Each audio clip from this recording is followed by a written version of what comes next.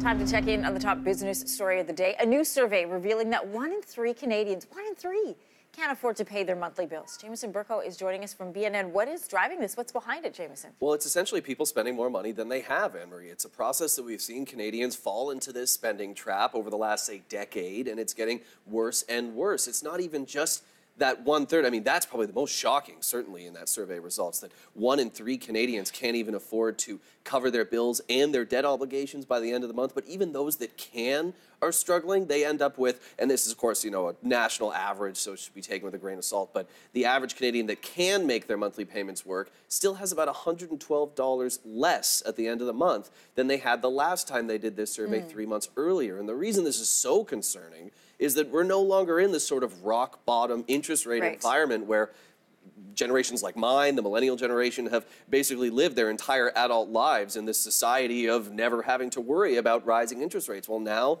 we got to worry about it. In fact, this week, the Bank of Canada is expected to increase interest rates, and the next interest rate hike, that's the one the survey says could put a lot of people on the red side of the ledger, which means insolvency, maybe even bankruptcy. A big portion of that, of course, for a lot of people is real estate, is mortgages, right? That's the biggest debt that they own. Absolutely. So is there any help or hope in sight?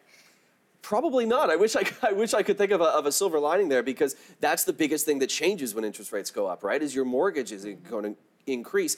I guess the silver lining, if I could find one, Anne-Marie, is the fact that most people don't have variable rate mortgages. Most people lock in their mortgages, at least in this country anyway, for a certain number of years, which means they are still safe even if the Bank of Canada increases interest rates this week and maybe even again this year as is expected. They're still going to be okay until their term comes up. So that might give them at least some time, some breathing room to figure out a way to, maybe we don't need that fancy, dog shampoo in your basement service kind of a process, but, finding ways to save money and really getting incentive to save money. That's going to be a new thing too, right? The idea that interest rates are going up actually is good for you if you're going to save. Right. But so many people aren't right now that it's kind of a non-starter for me. We're in this era of having to do a big shift about how we look at our money. We have to 180 our finances. All right, Jameson, thanks so much. My pleasure.